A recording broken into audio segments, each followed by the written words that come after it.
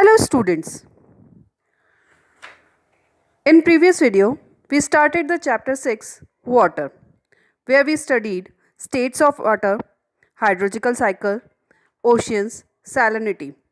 Today we start the movement of water in oceans.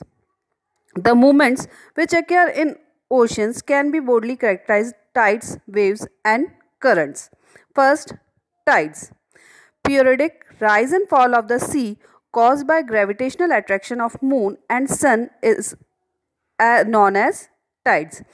जब समुद्र के पानी के लेवल जो है उसका राइज होना, बढ़ना और वापस से कम होना मून और सन के ग्रेविटेशनल फोर्स के कारण, अगर ऐसा होता है तो वो टाइड्स कहलाते हैं। हम सब जानते हैं कि पृथ्वी अर्थ पे भी ग्रेविटेशनल फोर्स है जो सब चीज़ों को वहाँ पर बनाए रखी है, और मून और सन के ग्रेविटेशनल के फोर्स की वजह से जब पानी के लेवल को में या पानी में फॉल या राइज आता है या उठाव या कम आता है, उसका लेवल जो होता है वो कम होता है, तो वो टाइड्स कहलाता है। Sea water rises and fall twice a day. Tides occur at a interval of 12 hours and 25 minutes. Water on the earth is held to its position due to the powerful gravitational force of the earth. हम जानते हैं कि अर्थ पे जो पानी है वो किस वजह से है, इसकी ग्रेविटेशनल फोर्स की वजह से ये यहाँ पर है। But the gravitational pull through weak that of the earth lands contract it, which leads to the rise or fall of water. When sea water attain maximum height from the sea surface, जब वो समुद्र तल से बहुत ज़्यादा ऊंचाई पर आ जाता है, उसकी जो हाईएस्ट ऊंचाई होती है उस तक पहुंच जाता है, तो वो हाई टाइड कहलाता है। And then when sea water falls to the lowest level is known as low Tide.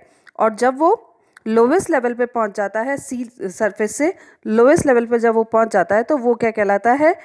Low tide कहलाता है। टाइप्स ऑफ वेव्स लिखा हुआ है यहाँ पर, हम टाइड्स ही पढ़ेंगे। Types of tides. Spring tide, when sun moon earth are in the straight line, spring tide occurs. During this time, the tides are at the maximum height. This occur at the new and full moon. Spring tide जो है वो high tide का ही रूप है जब when sun, moon and earth are in straight line. Look at the, जब sun, moon और earth एक ही डायरेक्शन में आते हैं तो वो स्प्रिंग टाइड लेके आते हैं। और this occur at the new and full moon.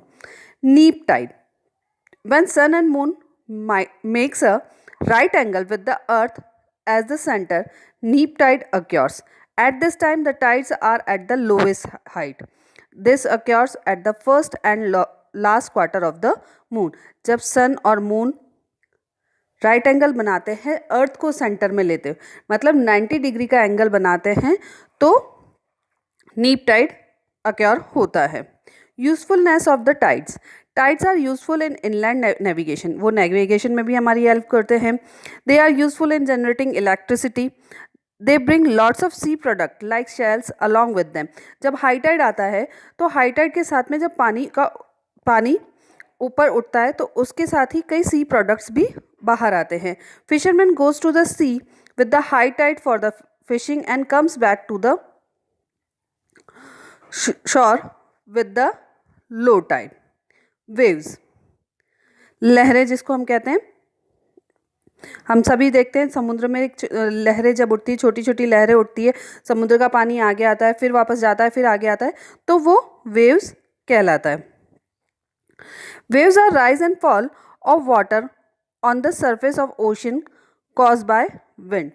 Wind की वजह से जब वाटर का जो सरफेस है वो बढ़ता है और कम होता है तो वो waves कहलाता है। When waves blow over the surface of the ocean, they tend to push the water up and down. जब विंड्स जो हैं वो वाटर सरफेस पे के पास आती हैं और वो उससे अड़ती हैं, तो वो वाटर को अप एंड डाउन करती है बाय द फ्रिक्शन। उन दोनों के घर्षण की वजह से वो अप एंड डाउन होता है। It is however interesting to note that water particles do not travel but bob up and down in circular motion at the same place. ये एक इंटरेस्टिंग फैक्टर है कि भाई जब लहरें उठती हैं तो वाटर पार्टिकल्स जो होते हैं, पानी में जो पार्टिकल्स होते हैं या वाटर जो होता है वो ट्रेवल करता है up and down. Bob up मतलब वो दिखाई देता है और वापस चला जाता है, एक सर्कुलर मोशन पे सेम प्लेस पे वो घूमते रहते हैं। Disturbance caused by an earthquake on the sea floor result in the formation of very high powerful waves on the surface. These waves are known as tsunami. जब अर्थ की surface earthquake आता है या सी के जो सरफेस पे है कोई डिस्टर्बेंस होता है, वॉल्केनो इरप्शन हुआ या अर्थक्वेक हुआ है, तो इनकी वजह से जो वेव्स हैं वो बहुत ज़्यादा बढ़ जाती है, पावरफुल हो जाती हैं और उनमें बहुत ज़्यादा कह सकते हैं राइज आता है। और ये जब होता है तब सुनामी आती है, जिसको सुनामी कहा जाता है, which cause widespread destruction on the reaching the coast. और इसकी वजह से जब वो कोस्ट पे आता है, तटीय क्षेत्रों पे आते हैं, तो बहुत ज़्यादा नुकसान करते हैं। Next is current. करंट्स मतलब धाराएं। Water in motion in definite pattern और a stream within the ocean is called current. जब पानी का एक डेफिनेट मोशन जो होता है, डेफिनेट पैटर्न जो होता है धाराओं के रूप में, तो वो करंट कहलाता है। Current are created only the those area which are under the influence of permanent wind. Current वहाँ पर ही आता है या धाराएं वहीं पर बहती समुद्र की जहाँ पर परमानेंट विंड्स चलती हैं। परमानेंट विंड्स हमने पढ़ा था पहले भी कि जो पूरे साल एक ही दिशा में चलती रहती है। These currents flow in the direction of the winds. Beside winds, factors like rotation of the earth, rain, evaporation, pressure gradient, gravitational force, difference in temperature, salinity also cause current. Wind तो एक कारण है, permanent wind जो है ये कारण है current का या धाराओं का चलने का। इसके अलावा भी बहुत सारे और फैक्टर्स हैं जो कि इसको प्रभावित करते हैं, जैसे कि rotation of the earth, rain, evaporation, pressure gradient. Pressure gradient का मतलब कह सकते हैं हम अनुपात, प्रेशर का अनुपात या उतार चढ़ाव, एयर प्रेशर का या टेम्परेचर का, इनका उतार चढ़ाव जो है। Gravitational pull, difference in the temperature, salinity and also cause current. The influence of currents force water of the ocean move from one place to another. Current can be cold and warm. Current जो है, धाराएं जो है वो गर्म धाराएं या फिर ठंडी धाराएं हो सकती है। Depend on where they originate, जहाँ से वो उठती है उस पर डिपेंड करता है कि वो धाराएं गर्म होगी या ठंडी। Currents moving equatorial region to the polar region are warm current.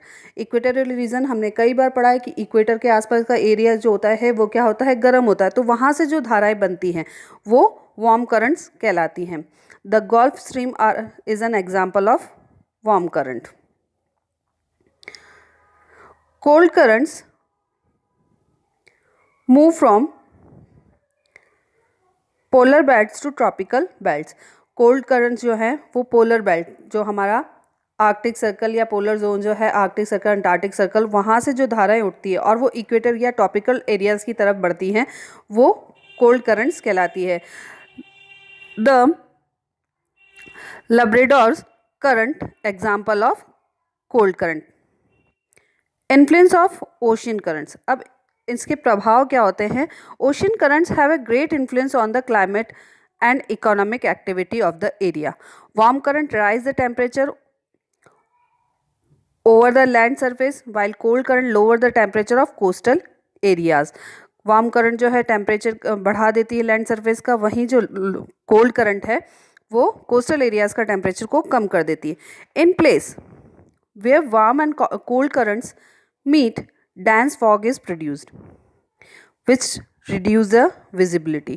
बहुत घना कोहरा वहाँ पर हो जाता है और इसकी वजह से विजिबिलिटी कम हो जाती है।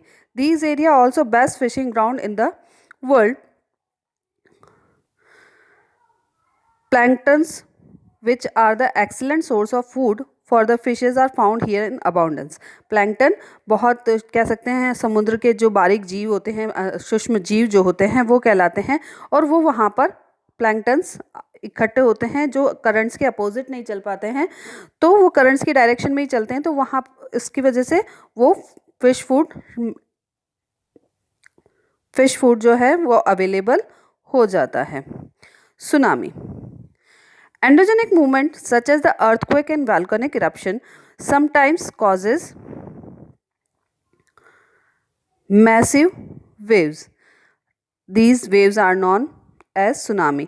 जब अर्थ के सरफेस में, अर्थ के अंदर मूवमेंट होते हैं, जैसे कि अर्थक्वेक हुआ, वॉल्केनिक इरप्शन हुआ, तो इसकी वजह से बहुत कभी कभी मैसिव, बहुत बड़ी बड़ी वेव्स भी उठने लगती है, और ये वेव्स ही सुनामी कहलाती हैं।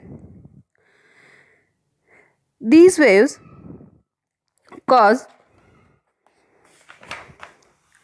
massive destruction to the coastal area, और इसकी वजह से बहुत डिस्ट्रक्शन होता है, विनाश होता है कोस्टल एरियाज पे।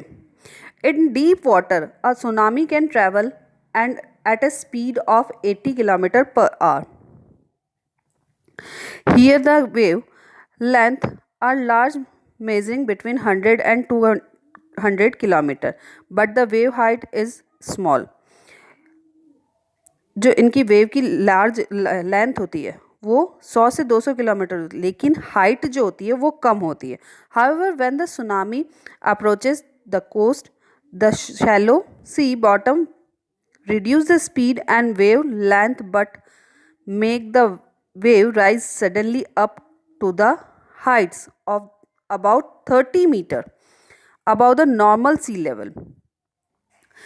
अब जब वो डीप सी में जब इसकी स्पीड जो होती है वो 800 किलोमीटर पर आवर होती है। Here the wavelength are large, वहाँ पर वेव की जो लेंथ होती है वो बहुत बड़ी होती है, between the 100 to 200 kilometre, but wave height is small, लेकिन उसकी हाइट जो होती है वो कम होती है।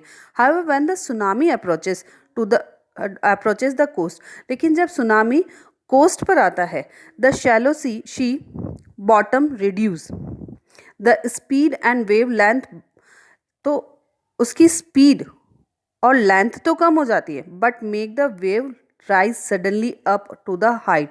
मतलब जब वो अंदर की तरफ अंदर ही चलता रहता है, समुद्र के अंदर वो वेव्स बहती हैं, तो उसकी लंबाई बड़ी होती है, स्पीड भी ज़्यादा होती है, लेकिन जब वो कोस्टल एरियाज़ पे पहुंचती है, कोस्ट तक पहुंचती है, तट तक पहुंचती है, तो उसकी स्पीड कम हो जाती है और उसकी लेंथ भी कम हो जाती है, लेकिन उसकी हाइट जो है वो बहुत ज़्यादा हो जाती है।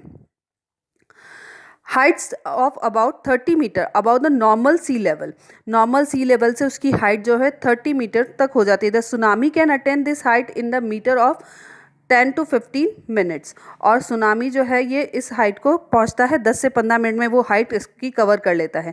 मतलब आप सोच सकते हैं 30 मीटर तक की हाइट है, और तो वो बहुत ज़्यादा, अब वो वेव्स हैं तो बहुत ज़्यादा होगी, तो वो आती हैं और जाती हैं, तो इतनी ऊंची ऊंची हाइट्स से जो वेव्स आती हैं वो बहुत ज़्यादा डिस्ट्रक्शन या विनाश लेके आती है।